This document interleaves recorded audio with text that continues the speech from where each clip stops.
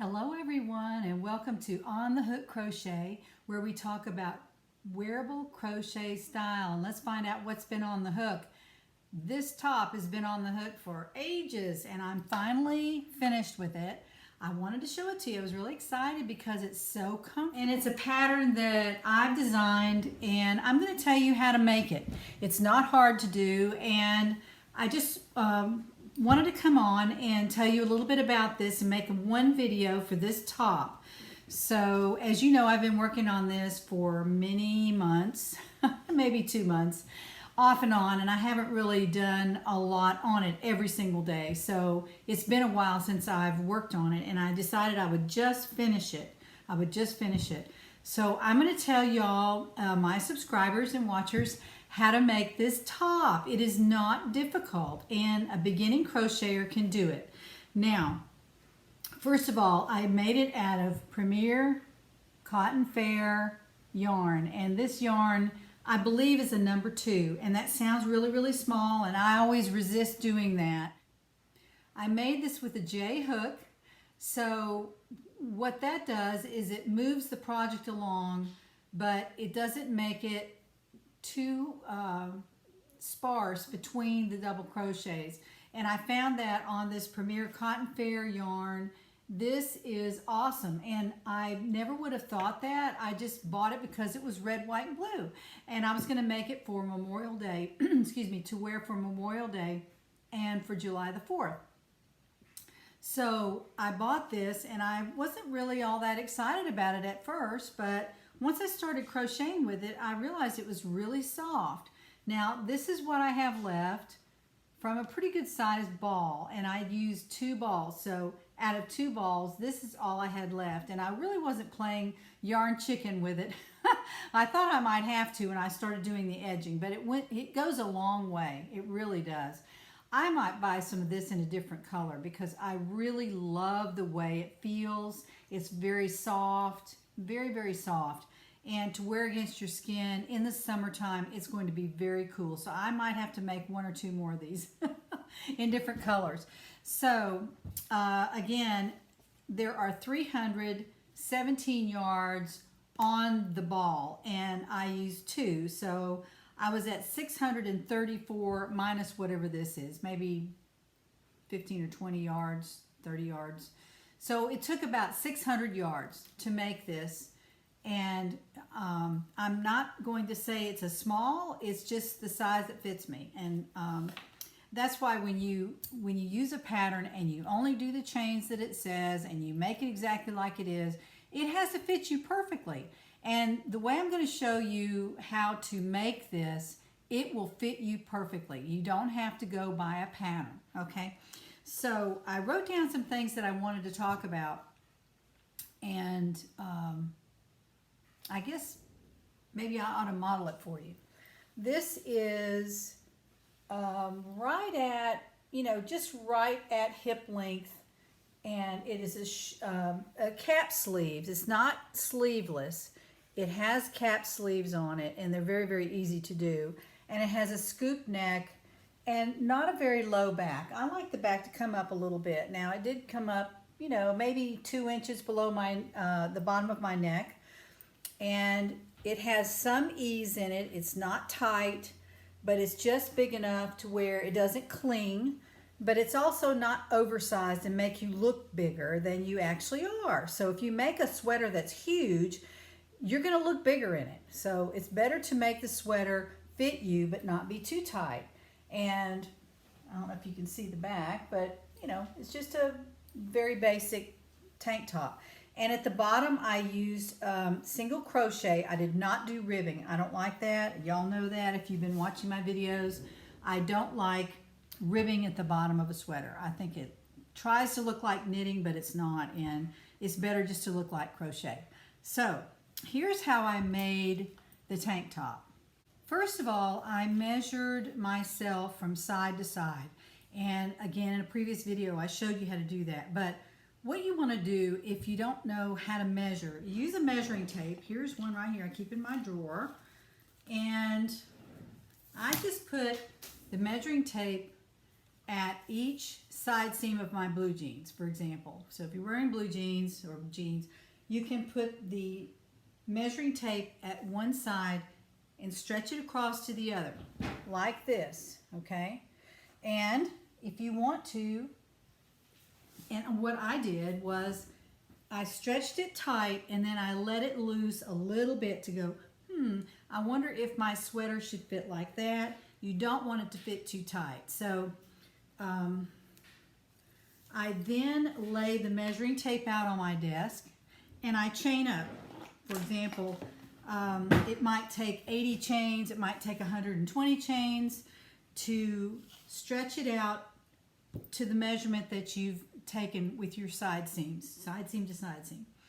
So I always just kind of lay it on the measuring tape. I don't stretch it out. I lay it there and make sure it'll stay. And when it looks about right, then I take off a few chains because it's going to stretch a little bit. So take off 5 chains, for example. Measure it and then take off a few chains and then do 1 or 2 rows. So I would single crochet in the second chain from the hook and all the way across. Do it again, going back the other way. So you would chain 1, turn, single crochet in every single stitch all the way across. Then lay it back on your measuring tape and say, is this going to look good? And then stretch it across yourself to be sure that the measurement is correct. If you have too many chains, you can rip out that second row and leave the chain on the end and just turn where you need to turn. I don't know if y'all understand what I'm saying there, but what you don't want to do is make the whole back of the sweater too big. And actually, I will tell you a story. I made the back of the sweater and it was too small. And I had done several different kinds of stitches on there. And I think I showed that to you at one point. And when I got probably up to the underarm, I thought, that is not a good look. I had to rip it out. So I frogged the whole thing out and I started over. So I made a new back out of the double crochet. I didn't use any half double crochets or trebles. I used double crochet and then 4 rows of single crochet at the bottom. You can do 4, 5, 6 rows, whatever looks good to you. It's your pattern, your design, so you decide how you want it to look. So once you get the measurement right, then you do your rows of single crochet. So you want to do 4 to 6 and then start doing double crochets. At the end of each row, you chain 2, turn, and put a double crochet in that very first hole. And you'll see it right at the bottom of where your chain 2 is. Put the double crochet in there. Do not count 3 chains as a double crochet. It makes your fabric way too holey on the edges and it's hard to seam them up. So only chain 2 at the end of each row. Chain 1 at the end of each single crochet row and chain 2 at the end of every double crochet row. You double crochet straight up. Make sure if you need to, count your stitches every 3rd or 4th row. And when you do that, then you'll know that your sides are going to be straight. So you double crochet all the way up to the top of the neck. So you hold it up to yourself, let it fall, and see if it's the right length for you. It's for you. It's not for anybody else. So you can make the back all the way up here to the top if you want to. And I might do that on the next one. I don't know. I'm just going to experiment. But for this one, it was just a little bit below. I stopped. So it's going to be a big square or rectangle, and it's going to come up as high as you want it to come. All right, second of all, you make the front. You do the same thing with the front. You would measure across, and or you can make one exactly like the back. If you think that's a good measurement for you, then chain up. You can actually count the chains at this point that you did on the back, or you can just hold it up there and say, this looks pretty good for the front, so I'm going to make it this wide. Do your 4 to 6 rows of single crochet with 1 chain at each end. And of course, the first row, you single crochet in the second chain from the hook and across. Then chain 1 and single crochet back and forth and chaining 1 at each end until you've done 4 to 6 rows, whatever looks good to you. Then continue with double crochets by chaining 2 at the beginning of each row. After you turn, chain 2, put a double crochet in that very first hole and all the way across. Do not put a double crochet in the chain 2 space. So you'll see that when you get to the end. And when you look at it, it's going to have straight sides on it. So that's what you're looking for. So on the front, you double crochet all the way up to as far as you want to go to the neck, okay? So you're going to double crochet all the way to right about here where you want to scoop the neck, all right? Where you want to scoop the neck is right here, all right? So at this point, you would stop crocheting double crochet. I have written some instructions to help you with the scoop of the neck, and I put them down in the description box below. That is just a piece that you do when you get to the midpoint, and you scoop the neck by doing these 3 simple decreased double crochets. Every other row you do 1, so that gives you a total of 3, and then you continue up to the shoulder where you would meet the back, and then you slip stitch the shoulders together with the back. Try on the garment and then check to see how far down you want your armhole to go. And then when you find that, mark that, slip stitch one side and try it on again, and then make sure that this is correct. You want to try it on, put the shoulder where it needs to go. This will be open, so you want to try it on and make sure that this is a comfortable fit for you. Pull it around, make sure they meet over here, and then take it off,